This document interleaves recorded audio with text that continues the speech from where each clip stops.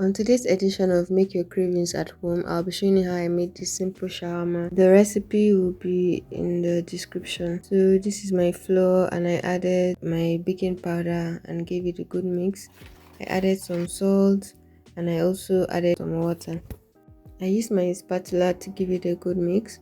Then I added some butter and I had to use my hand to mix it. For now, this is my working surface and of course it's been thoroughly cleaned before I placed my mixture. This is me just trying to make sure that everything is well incorporated. I even had to heat it. I did everything I could to make sure that my mixture was stretchy. Then I divided it into two because I wanted my shawarma bread to be thick. Of course, you can divide yours into 4 or 5 pieces if you want it light.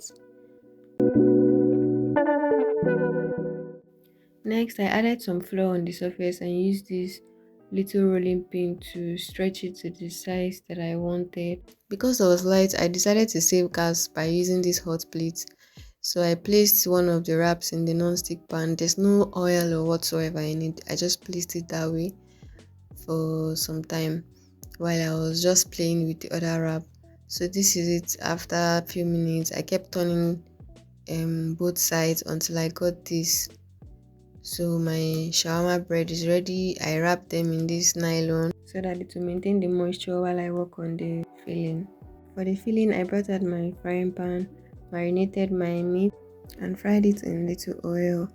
I also cut it into smaller pieces so that the seasoning and everything was going to be incorporated well. Now the market I went to was just a local market, so this was even the best carrots I could get.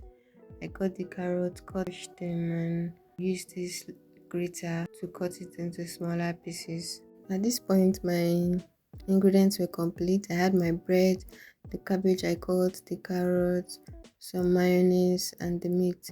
The meat had been sitting for a while so it got darker.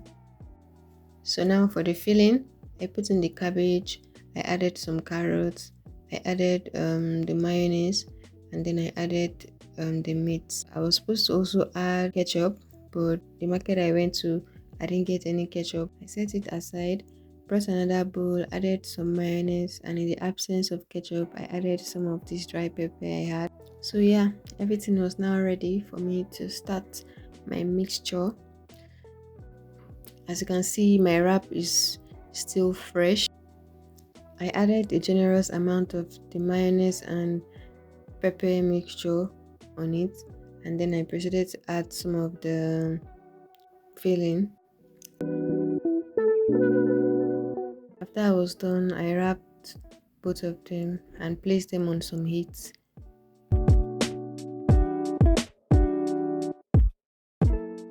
So this is it, my shawarma is done and ready. I know it's simple and all the ingredients are not complete, but the essence of this video is just to show you that you can make some of your cravings with just little things you can find around you.